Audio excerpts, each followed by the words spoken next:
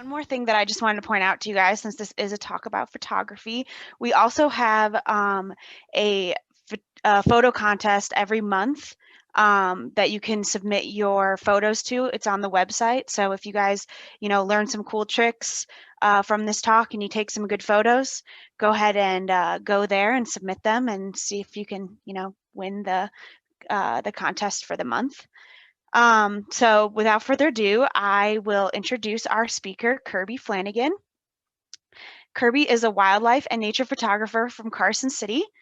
He's been involved in photography for 50 plus years and has been shooting professionally since he retired in 2013. His photographic subjects are primarily birds and megafauna, and he's traveled extensively throughout Western North America, including Alaska and British Columbia, in search of interesting subjects. He has a website, a blog, and a newsletter, as well as a podcast that's part of his photography business. And if you have a chance, you should check out his website. It's Flanagan Photos with an F. It's in the invitation. There's a link to it in the invitation that you got for this talk. So go ahead and check that out if you can.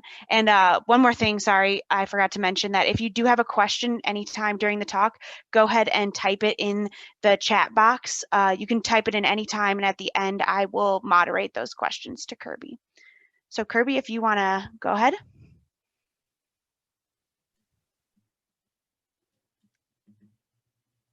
Thanks, Jen.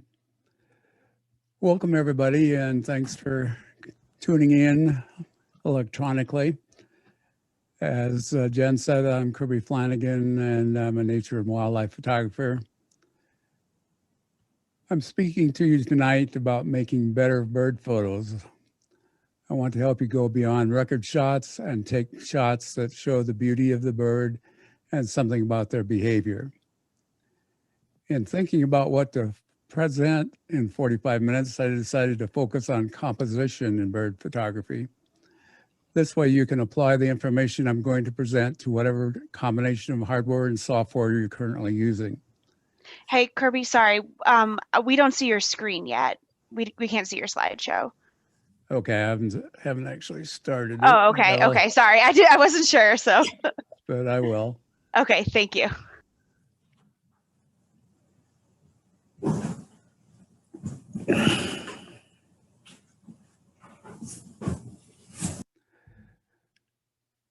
If you have technical questions, we can discuss a few of them in the Q&A session at the end. If you would like a presentation on gear or software, I'll be happy to come back and do that as well. I'll leave my contact information in a slide at the end, so you can email me, text me, or call me, and I'll do my best to answer any questions you might have.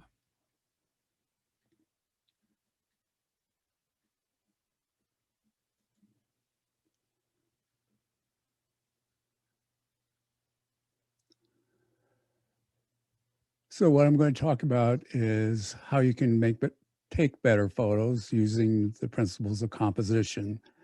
This involves an understanding of light, position in the frame, and things that detract from a photo. We'll discuss each of these in detail.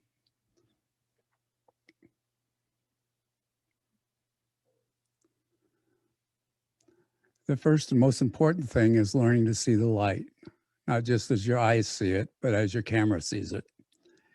Your eyes see things in 3 dimensions, and the lenses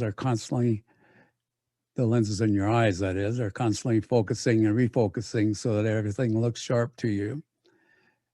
Likewise, the iris constantly adjusts for the amount of ambient light.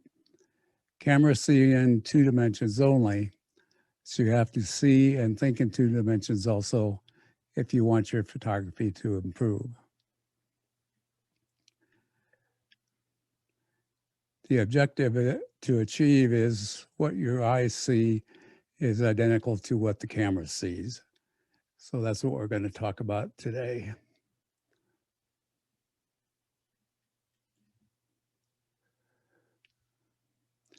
In order to do that, you have to think about the light that you're seeing and its effects. Look at the light and its effects on the landscape and wildlife and analyze it. You don't need a camera to do that. You can do that every day when you're out and about, driving, walking, hiking, birding. Compare the light on the landscape or on the birds on a bright sunny day versus an overcast day. Look at what happens as light moves through the day. Pre-dawn light is blue and shadows are deep. Sunrise brings warm light and lighter shadows, as you see in this photo. The light on the body of this tree swallow, I believe, does show the feathers in pretty good detail, although it's just slightly blown out. The bird looks alive and vibrant. There's a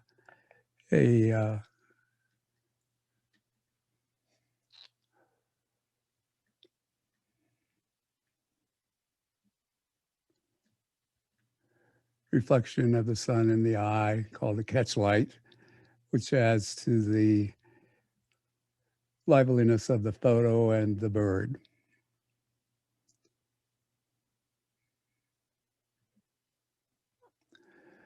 During the middle of the day, from 2 hours after sunrise to about 2 hours before sunset, the light is bright and harsh and difficult to get good photographs in. Your eyes will adjust, but your camera can't compensate because of its limited dynamic range, meaning that your eye can compensate for a wider range of light intensity from very dark to very bright in a way that your camera can't.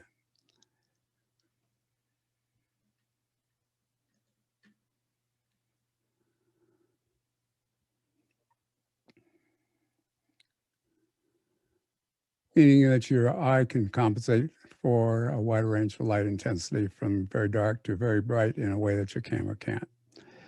Beginning at 2 hours before sunrise and continuing until an hour after sunset, the light becomes warm and diffuse, again, as seen in the previous slide. So the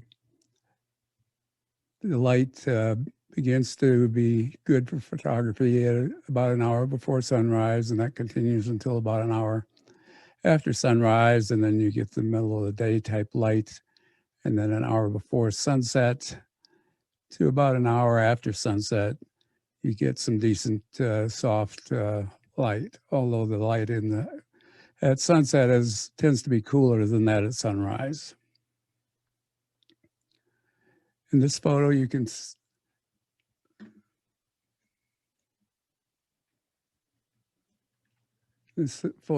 see that the detail on the feathers of this bald eagle are somewhat blown out in the harsh light. There's not as much detail in the beak as you might like to see. The body feathers are not too bad, but they're not, again, as good as they could be. So this is not a great time of day to take photos, especially if you're not familiar with things like Lightroom and Photoshop or other software that you might use to adjust these.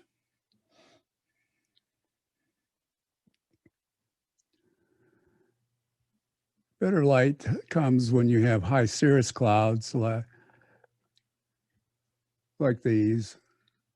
They have to diffuse the light as long as they're in front of the sun, of course, and give you a nice soft light that allows you to photograph through more of the day, as long as the clouds last, obviously.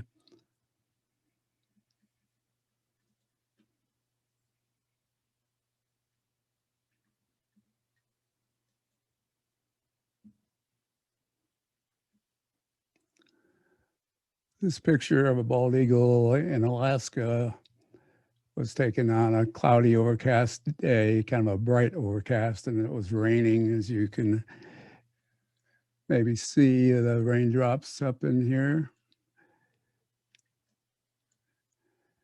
You can see that on the back of the bald eagle, you can see the raindrops.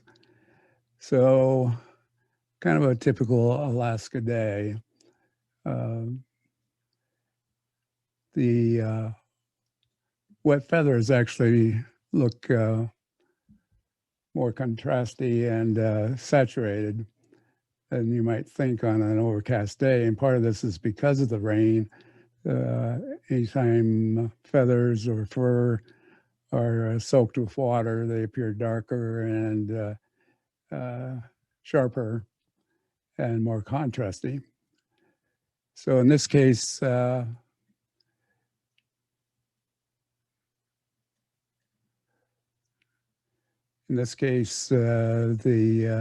eye is sharp, the beak sharp, the head feathers are sharp, and the body feathers are sharp, as are the feet. But the rocks down at the bottom are pretty flat looking.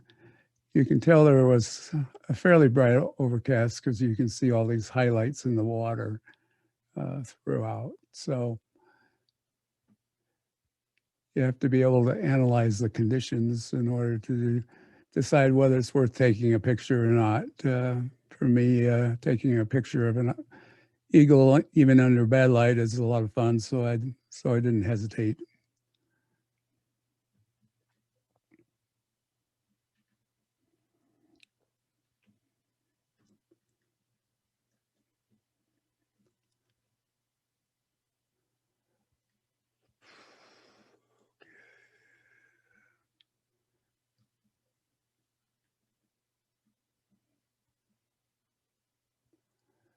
Well, my screen has decided not to cooperate here.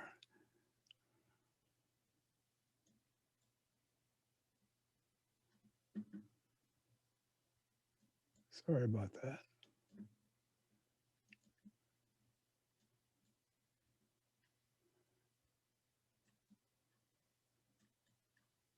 There we go. And this photo of a northern shoveler shows what happens on a really densely overcast day. The dull gray water is a reflection of the dull gray sky. There's no sparkle in the eye because there's not much light. There's just not a lot of detail in the feathers, and the colors are quite muted. So not a great time to be taking pictures.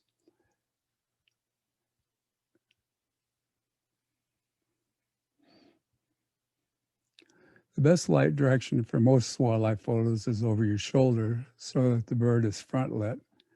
Another way of thinking about it is so your shoulder is pointing to, or so your shadow is pointing towards the bird. Why is that important?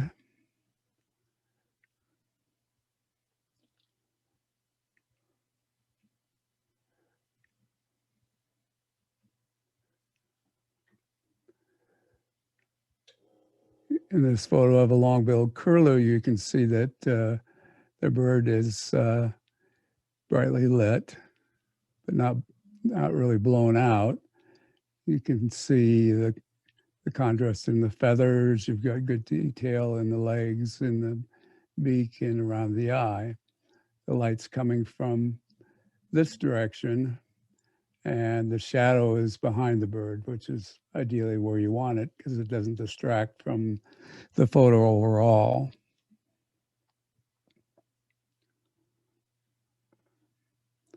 Another type of light is side lighting, which you can see in this red-shouldered hawk. The light is coming from this direction. There's a catch light in the eye, which is always nice. This portion is backlit. So it's what portrait photographers call wraparound light. So most of the lights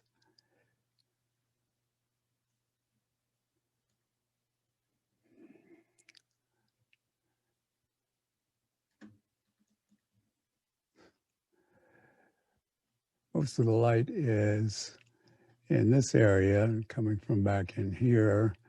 And then it kind of wraps around the chest and catches a bit of the face and the beak. It can be very dramatic.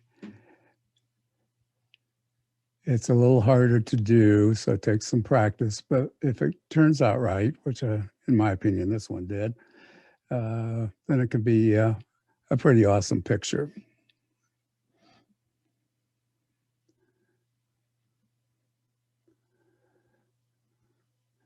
Again, this is a sunrise photo from Bosque del Apache National Wildlife Refuge down in southern New Mexico. The birds are backlit. because their sun is behind them. But this type of photo can be interesting and fun, particularly if you've got a nice sunrise like you tend to see at Bosque.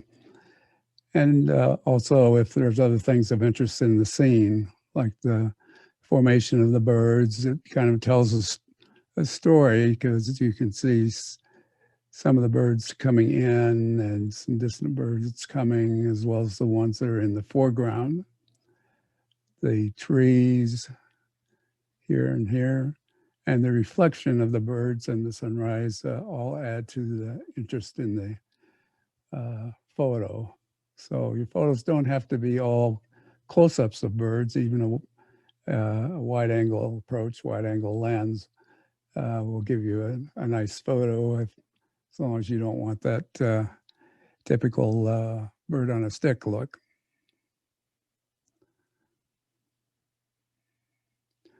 Next, let's talk about the quality of the light. So when you're looking at the light, is it soft? Is it harsh? Is it dull, overcast, dappled, warm, or cold?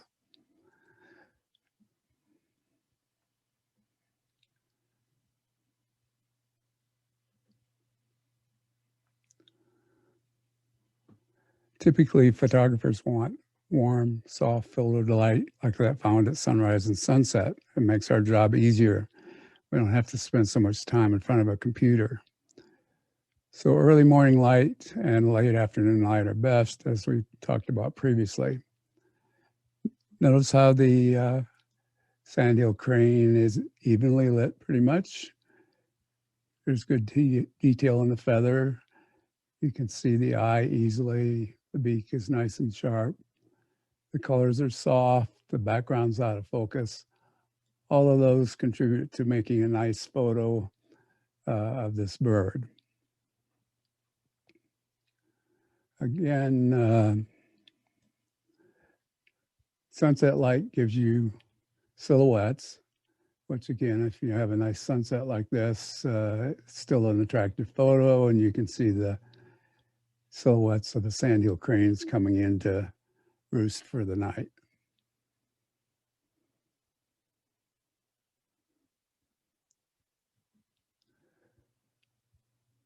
Midday light is harsh, as I mentioned before. This is kind of a really harsh light in this particular photo, but it gives you the idea of how bad it can get. So detail in the feathers here is lost. There's not very good detail here. You can barely see the eye.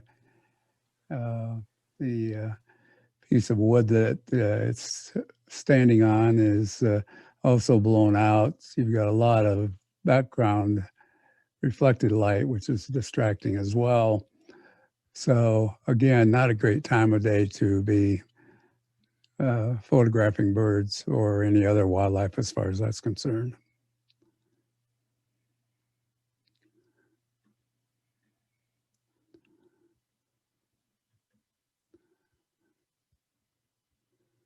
And again, we go back to the northern shoveler. As mentioned previously, under gray skies, it's pretty ugly.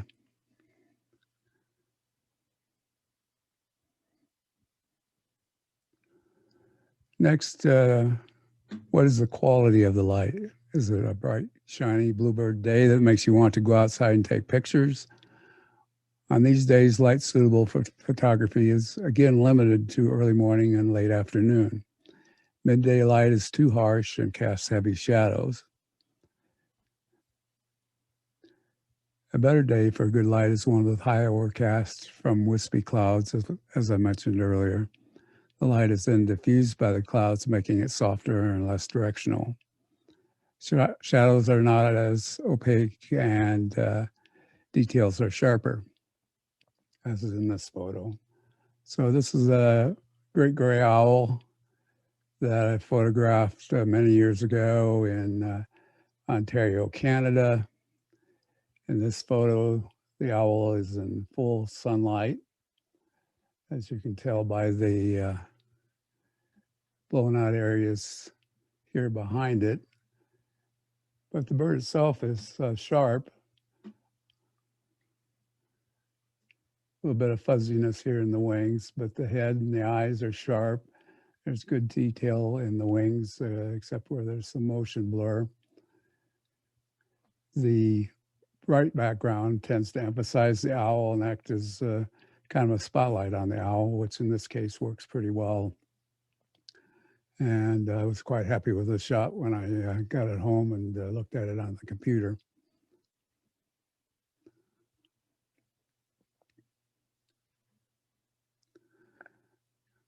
Next, we have, well, it stays next. We have the same owl sitting on a fence post in bright overcast light. You can see the light is fairly even. There's some backlighting here, but the light is fairly diffuse. There's not a lot of detail in the feathers. The eyes sharp and bright, fortunately. But there's not a lot of contrast, which adds a lot to the detail in the feathers and the overall look of the photograph. So again, this is the same owl. It's now in partial shade. I was photographing this owl over a period of a couple of days. So again, it's backlit here, but it's has more wraparound light. You see more detail in the feathers, the beak, in the eyes, and the facial shield, which is really what you want.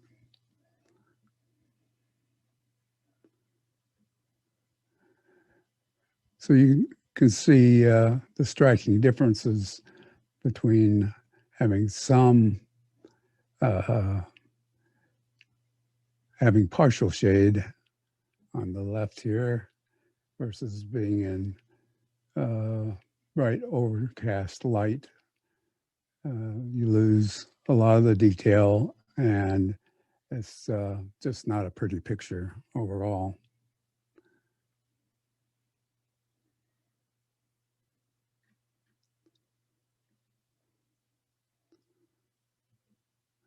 One more time, we have the same owl sitting on something different. The owl is in full shade. There's, again, a little bit of front light here, which helps. The background is very bright, but you can still see details in the feathers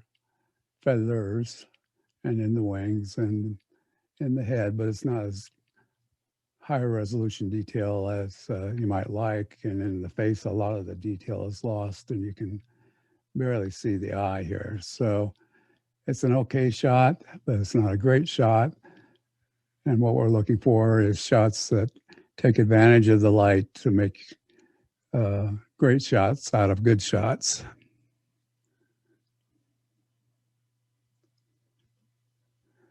Generally, the worst kind of light in this is the white sky type light when you get a high overcast. And that's what we've got here. So all this is white sky up here. The eagles, okay. I mean, there's a lot of detail lost because you don't have the contrast and you don't have the good light because the eagle is partially backlit, but also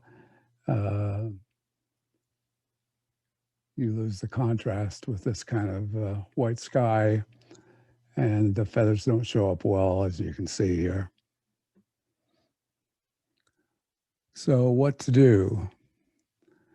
Part of the answer is eliminating as much of the white sky or blue sky. One's about as bad as the other, actually, if you can, either in the camera or in post-processing. If you can't do it in camera, you can zoom in or use a longer lens if that's available to you, or use software to crop the photo if you can't do it in camera. These days, you can also replace the sky in Photoshop, which is pretty interesting, but it's a little beyond the scope of this particular talk. So in planning your trip, should you go to the woods rather than the lake if the light is like this in the sky? If you go to the lake, should you get low and eliminate the sky from the photo entirely? Yes, obviously. What's the weather going to be at the time you get to your destination? Where will the sun be in the sky relative to your subject when you arrive? What time is sunrise and sunset so you know when to be there? Once you understand the importance of the direction, the quality, and the quantity of light, you can use the light you have at a given moment to your advantage to make a better photo.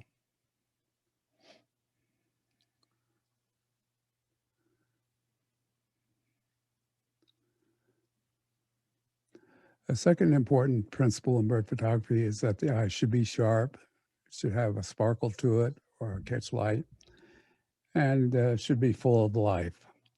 There's a saying amongst photographers that if the eye is sharp, then nothing else has to be sharp. Like most sayings, there's a bit of truth to that, in that you definitely want the eye sharp, but ideally you'd also like the rest of the bird reasonably sharp, or at least the head and the beak and the other head parts. So this means you should focus your camera on the eye. The eye should be well lit, and there should be a catch light in the eye if you want the best possible picture.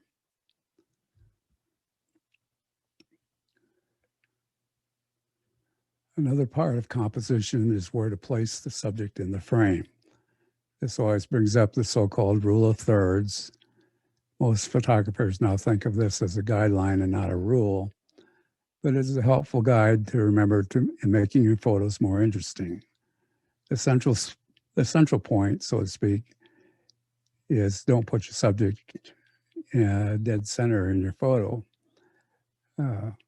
Like most rules, this is generally true, but not always. Depends on what else is going on in your photo. In this diagram,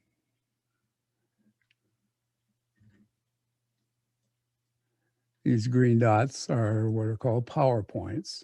So putting your subject on one of these PowerPoints gives it more strength in the photo, makes the subject look more impressive in general, and definitely more interesting. Putting your subject on these horizontal and vertical lines also does the same thing, but not quite to the same degree.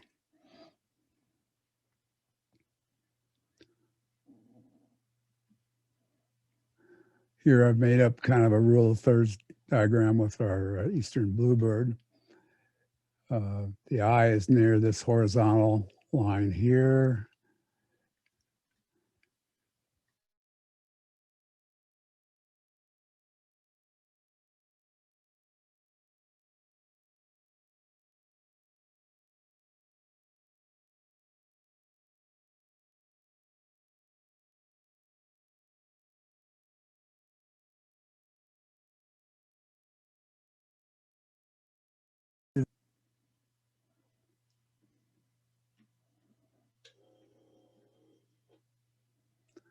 This brings up, sorry.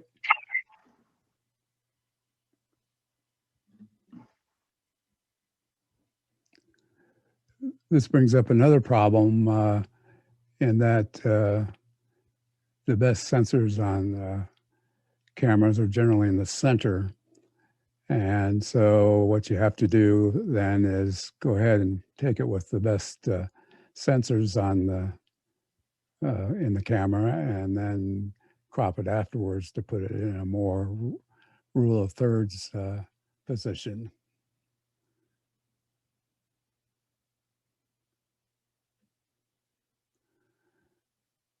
The other important concept is leaving some breathing room.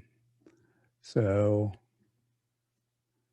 in this top picture, it's more of a portrait.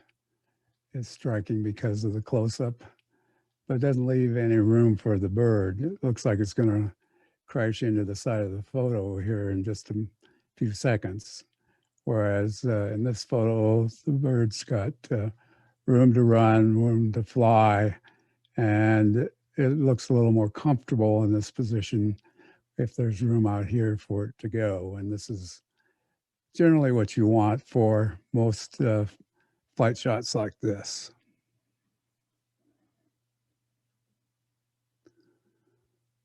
So here's our eastern bluebird again. A common problem with bird photography is the background. Ideally, you want an out of focus, soft background like we have in this photo, so it doesn't distract from the bird itself. If you have branches across the bird, shadows across the bird, it basically ruins the photo as far as a photographer is concerned anyway. Might be okay for an ID shot or a record shot, but it's not one you're going to want to show to your friends or on social media.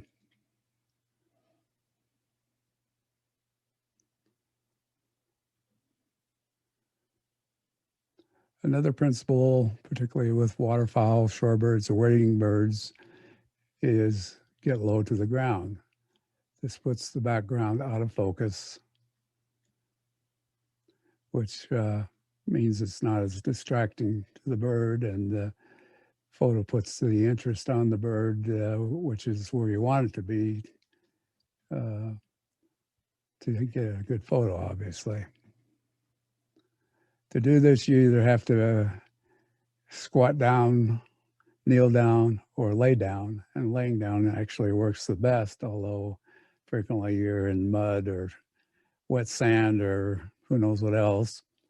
So you have to plan for this a little bit. Bring a garbage bag along to lay on. Wear old clothes that you don't care if they get dirty or wet or both. That way you're ready to photograph shorebirds, ducks, geese, any kind of waterfowl.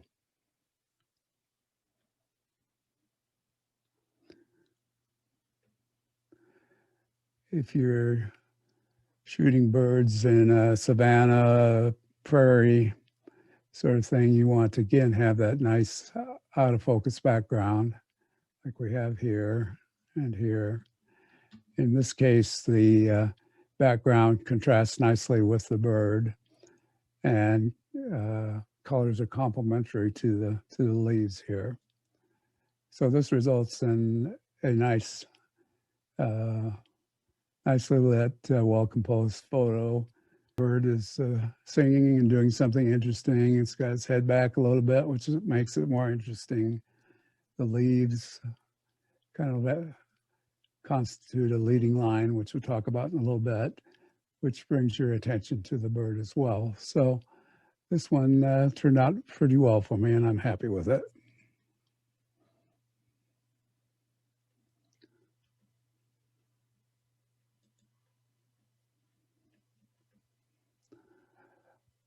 This one, not so much. There's a lot of intersections. In other words, this weed is crossing the bird.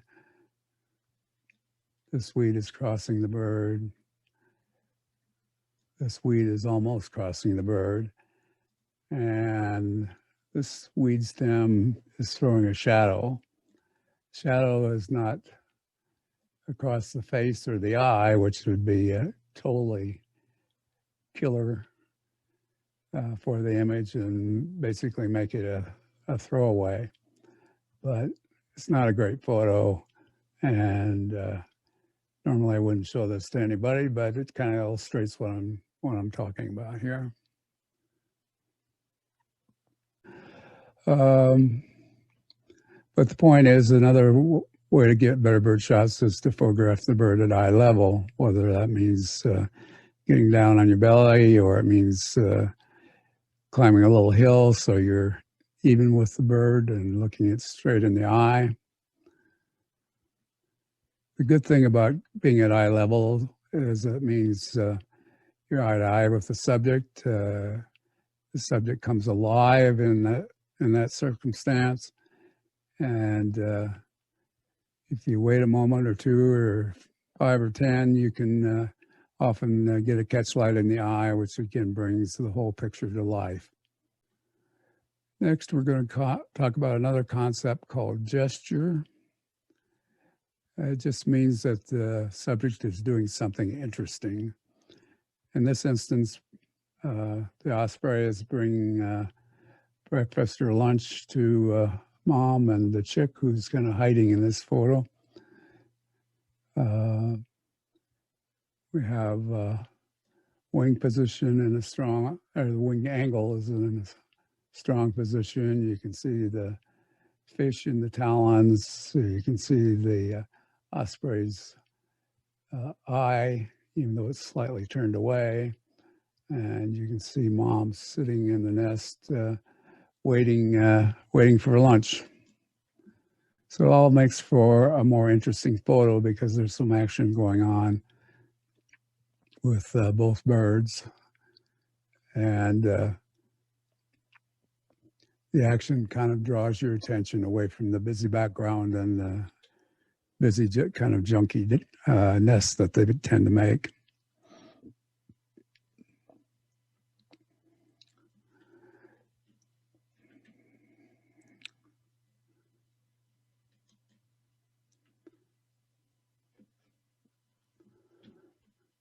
Making better photos often requires time and a lot of patience. First, you have to find the bird, then you have to find a clean background.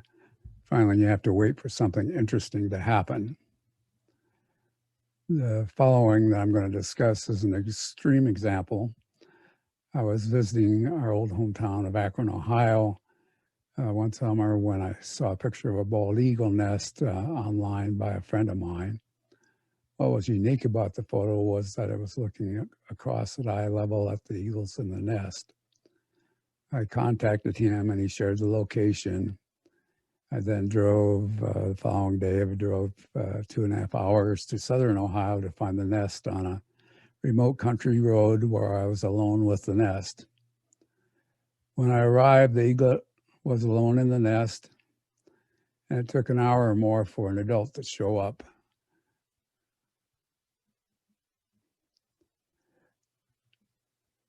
But it finally did.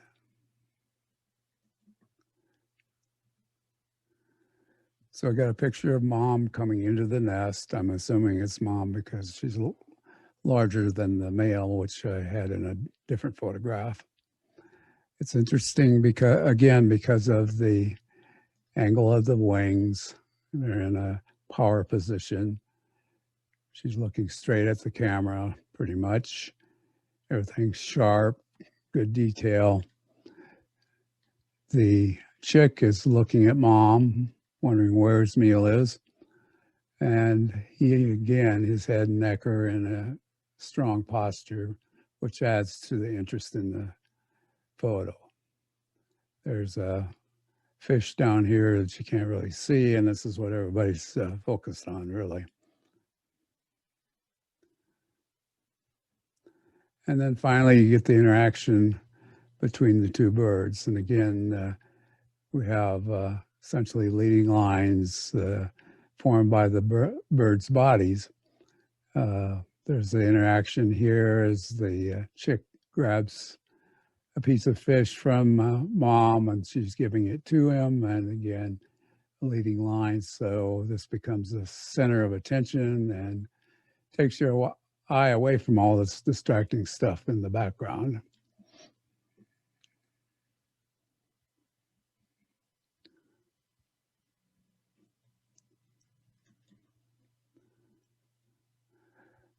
So I mentioned the leading lines, and this is an example of one. It's not a great example, but this branch points up towards the head of the great blue heron, and it's looking back at in that general direction, so they come together to point towards each other. These larger branches also act as a frame around the bird.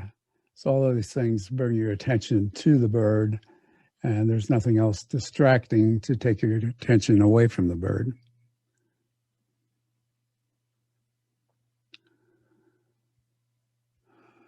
A frame can be most anything. In this case, the photograph of a Dick Sissel. You see the leaves acting as a frame. Can be anything. It can be branches. It can be leaves. You can look through leaves, which is commonly done. You can look through a window. There can be a spotlight on the bird, which there's a little bit of that here too. And again, going back to gesture, the bird has, I think, a grasshopper in its beak, which again adds to the interest. So all those things add to the excitement in the photo.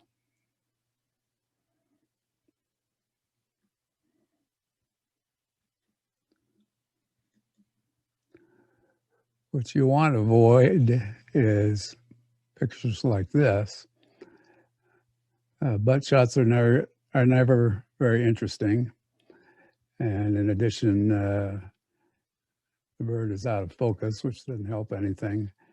The only redeeming quality in this shot is the soft background. So again, normally I wouldn't show this to anybody, but it kind of illustrates the point I'm trying to make. Finally, I've not spoken about birds in flight. Why? Because it's a whole different topic and requires knowledge of technical skills and advanced cameras and lenses. You need a camera with a fast shutter speed, frame rate, and excellent autofocus, and a sharp lens that also autofocuses quickly. What you can't take advantage of is large birds that are slow to take off and take off at slow speeds. So in this photo, we have a trumpeter swan taking off. I have a nice highlight in the eye, the bill, and is sharp. This is a little bit blown out in here, but not terrible. And the wings are sharp, a little bit soft up in here, but not enough to be objectionable. There's a nice splash from the left foot as he's pushing off with it. And the background's pretty much out of focus. So this type of shot could be taken with almost any camera because it doesn't require a lot of shutter speed. In this case, we were in a small pond, so you didn't even need a real fancy lens to get this kind of shot. So if you plan, you can get more interesting shots without having to spend lots of money on fancy cameras and expensive lenses. Similarly, you can get flight shots of things like sandhill cranes, which are, in this case, when they're gliding rather than when they're actively flying. But large birds fly fairly slowly. So again, you can take advantage of that. And although a longer lens would be nice for to get this kind of composition, most cameras now have enough megapixels that you can get away with cropping and still have a decent photo, or at least for social media, if not for a large print. One last trick that I'm going to mention is what's called panning.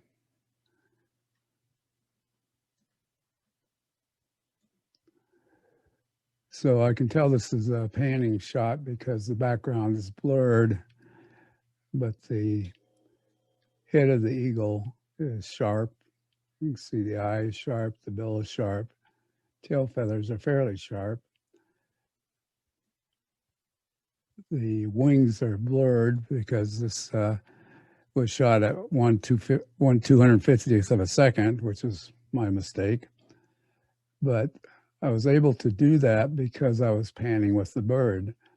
And what that means is you stand with your feet wide apart so that you're stable, and then you focus on the bird and follow the bird with your body. So you're twisting your trunk and your head to follow the bird along through the viewfinder on your camera.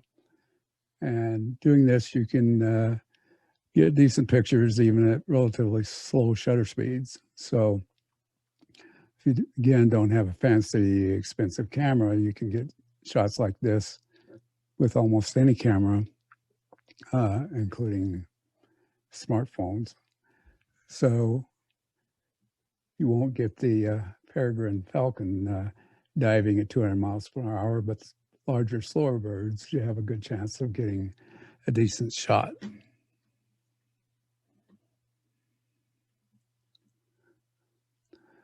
So in summary, this is what you're looking for. You like to shoot at eye level. You want some breathing room for the bird to move, to fly. You'd like the bird to be looking at you. You want to avoid intersections. Ideally, the bird should be doing something interesting, at least turning its head as this short-eared owl is doing here. You want a clean background. At least this one is clean enough that it's not real distracting. You'd like a clean foreground as well.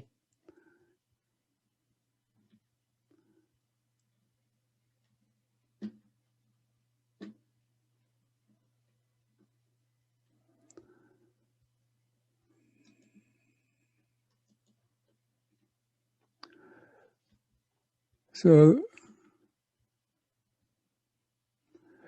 thanks for inviting me, and I think we've got some time left for questions, if it's okay with Jen. I will put my contact information up. If anyone has any further questions, I'll be happy to try and answer them. So email me, text me, or call me. Okay, so we do have some questions in the chat already, and just a reminder, if you like hover over your Zoom screen and there's a little chat button at the bottom that you can click on and type a message if you have a question. So the first question is, and you did hit on some of this, a little bit of this, but can you offer any hints on maintaining focus when a bird is moving? Yeah, buy a good camera and lens, in short, but it depends on your camera, of course, but generally speaking, what you want to do is use the central focusing points. Some pros like to use the 1 point. Most of us like to use 9 points or maybe 21 points. The software is getting better and better, and even the mirrorless cameras have pretty good tracking these days. So first trick is getting the focusing point on the bird and then following the motion of the bird. And again, this panning helps with this. And it's mostly, beyond that, it's mostly a matter of practice. It's a learnable skill. And if you have a decent camera and lens, it doesn't have to be the most expensive one in the world, but you do need something that has good autofocus both in the lens and in the camera. And generally speaking, fixed focal length lenses, or prime lenses as we tend to call it, have the best autofocus. So in other words, like a 300, 400, 500, 600 millimeter lens, all of those autofocus better than almost any zoom lens, although some of the latest, most expensive ones are even good. But generally you'll find they do, the fixed focal length lenses will do better than zoom lenses. I found that to be true by experience, and I think that's generally agreed upon. Okay, so got a couple questions about cropping. So when you photograph a flying bird, do you zoom in or stay wide and crop post-production? It depends on what I'm looking for. If I want an environmental shot, then I want to see where they live and what they're doing, then I may just leave it as is. Other times, if I want something that's a close-up, then I'm going to try to use a long lens. And if the bird's far away, of course, you really don't have any choice if you want something decent. I mean, a picture of a bird that's the size of a dot isn't real interesting or enjoyable. So as everything in photography, it depends on the situation. But in general, I try to use a long enough lens that I don't have to do much cropping. Even with the large sensors these days, when you crop, you do lose some detail in the photo and it gets noisier. So if you can avoid cropping, it's better, but you can generally get away with it now, especially if you're familiar with the latest software that's out on the market that does a pretty good job of both taking away noise and enlarging the size of the photo. Okay. And when cropping, what is your opinion on cropping out the tips of tails or wingtips? Do you feel like the tips missing takes away from the shot? Generally, yes. If it's a strong photo, then probably nobody's going to care. I mean, if you got a bird doing something really interesting or dramatic, then if the tips of the wings are clipped, then nobody's going to even notice that probably. The tail, I would say generally I would like to have that in the frame. Again, there's exceptions. If you want a really tight shot and all you want is the head, then, and the head's particularly interesting, then who cares? But in what the person's describing, I would say generally you want the tail as part of your photo. Okay. And I'm gonna skip around on some of these because there's quite a few questions in there. What model camera do you use and what lenses? And I kind of have an addendum to that question. And what do you recommend for like a beginner? Okay, in 25 words or less. So I shoot Nikon, have for many years.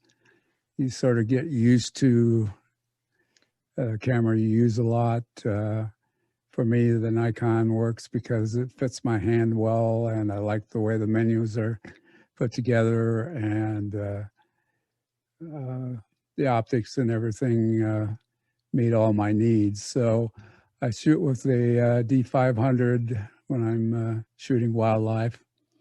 It's a crop sensor camera, so it gives you a 1.5 gain in effective focal length. So a 500 millimeter lens becomes a 750 millimeter lens in non-technical terms. So again, it gives you more reach. I use the 500 PF lens, which is one of the newer Nikon lenses, and Canon has a similar lens. It's nice because it's lighter. I used to shoot with a 600, but it was about 12 pounds. And I got to the stage in my life where I really didn't want to do weightlifting every time I went out to take photos. So I sold that and bought this combination. I've been quite happy with it. If you're buying cameras or lenses, it helps to look at reviews from people you trust. I generally look at the reviews on DP Review. It's DP Review, all one word. They do very objective reviews. There's lots of detail, but you can always skip to the end and say where they summarize everything if you don't want all that information. But you want to know what you're getting, particularly if you're investing, several $1,000s in your cameras and lenses. Beginner's camera, I think, is a misnomer. Any camera can act as a beginner's camera. You just, put the mode dial on P. The joke is P is for professional, but what it really means is it's program mode. So the camera makes all the decisions. You don't have to make any of them, but hopefully you get off of program mode because you can take better pictures using your judgment and what you've learned about photography and do a better job than the camera does. So if I were buying something now, I would go either with Nikon, Sony, or Canon, because they've all been in the game a long time and are likely to survive. Some of the smaller camera companies are really having, well, they're all having difficulties because of the recession, the pandemic, and because people are using their smartphones for photos more than they are anything else these days. And everybody and their brother has a smartphone these days, and it's always with you. So Sony is being the most innovative right now. So if I had to decide amongst the three, given my experience, I'd probably switch over to Sony, but I've got a big investment in Nikon lenses, and I don't have the bucks to sell all those at half price or less and then buy new lenses in the body at full price. So I'm happy with what I have. You get to a point where you no longer feel like you have to have the latest and greatest in order to take good pictures. Micro Four Thirds cameras and lenses are more affordable. The nice thing about the Micro Four Thirds lenses is that because of the aspect ratio of the sensor, or the size of the sensor, you get a 300 millimeter lens is equivalent to a 600 millimeter lens on a full sensor size, 35 millimeter full sensor. A good friend of mine, Joe McDonald, who's a professional wildlife photographer for many, many years, loves Olympus. They have some neat features, and